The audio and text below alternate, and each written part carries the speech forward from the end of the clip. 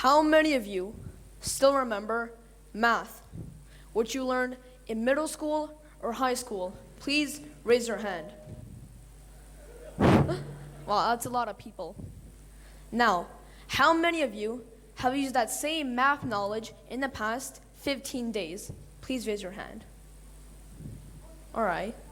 So does this mean we are learning nothing related to our practical lives in schools? Let me tell you, when I was in elementary school, my math skills weren't very good. But now that I'm in middle school, my math skills are getting better. Ladies and gentlemen, today I want to talk to you about something deeply personal, learning from failures. Yes, those moments when things don't go as planned in our lives, when we stumbled, when we fell. But what if I told you that those moments of failure hold within them some of life's most important lessons? For example, let me share a time when I got a low score on my math test. Now, before this test, I didn't care about studying or preparing. When I was doing the test, I explained my answers so unclearly, like if it lacked information. Instead of thinking of my answers, I randomly wrote them down because I had no idea how to do them. I was lost in this situation.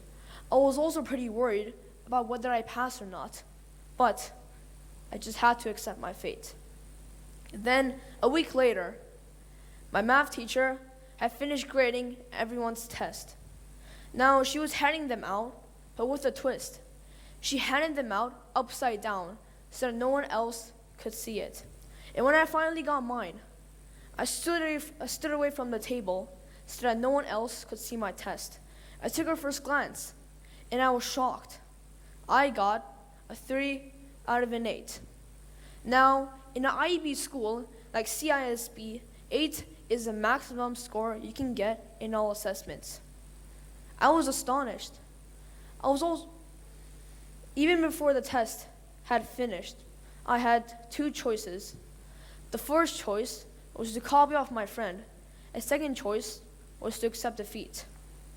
Now, I'm not a cheater, so I just accepted defeat. I was astonished. I was really worried about this whole thing going downhill for me. I was even about to give up. But this is the part where I learned from my mistakes.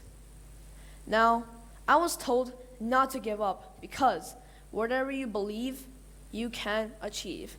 And so I took advantage of that. I took my test paper and went through every question and realized I made a bunch of dumb mistakes. Then suddenly, I remember seeing a video on YouTube titled, "How to Deal with a Bad Grade." I remembered and followed what the person in that video suggested. Look back at your answers and try to figure out why you got them wrong in the first place. For me, it was because I was so nervous, or I had no idea how to do the questions. I even asked my friend beside me to check my test to see and give me feedback on what I could do better. What I was doing right now, remembering a video for feedback and asking my friend for help, helped me do better on my next math test. From then on, I gave my time in by studying and preparing independently for my next math test. Now, to do this, I used 3 methods. The first method was YouTube videos. Because most math YouTube tutorials have people talking in them, I could listen or take notes. Second, AI tools.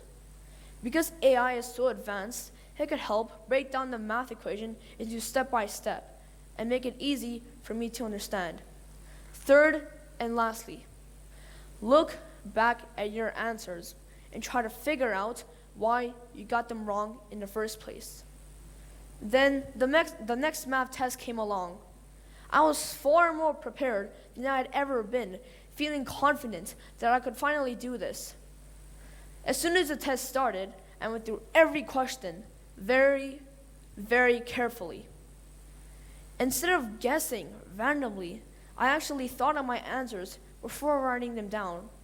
Then finally, After one math class and an office hour, I was finally finished. Then, same thing as usual.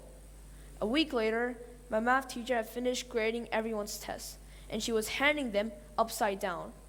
And when I took a glance at mine, it was different this time. I got a 7 out of an 8, just 1 point away from a full grade of 100%. I couldn't believe this. All my preparation has led to this great score, but not just that. Failure also helped me in this situation. Now you see, failure is not the end. Instead, it is the beginning of growth, resilience, and wisdom. Through our failures, we gain a deeper understanding of ourselves and the world around us. It allows us to express our true strengths and potential. Now, as a society, we often shy away from failure. We fear it, we avoid it, and we hide it. But what if I told you that failure isn't something to be ashamed of, but to be celebrated of? As a famous American TV comedian, Steve Harvey, once said, "Failure is part of the journey to success, because in every failure lies a seed of success. In every setback lies an opportunity for growth." Think about the great innovators, the visionaries, the trailblazers. Did they achieve success without facing failure? Of course not. They embraced failure. They learned from it. They adapted, and they persevered. And that is what set them apart. Failure teaches us humility. It reminds us that we are not infallible, that we are human. It challenges us to reflect, to reassess, to evolve. It is in those moments of failure that we truly discover our potential and our true resilience. So I urge you, do not fear failure. Instead, learn from it, adapt from it, grow from it. It is in those moments of adapt to it. Remember, failure is not the opposite of success. It is a stepping stone to success. Let us not be defined by our failures, but by how we rise from them. Let us celebrate failure, for as its fuel that propels us towards greatness. Thank you. Oh, wait. I almost forgot to mention, I will strongly encourage all of you to adapt to a growth mindset, take risks, and see setbacks. Once you have all these in your daily practice, you will see a positive change in your life. I thank you all.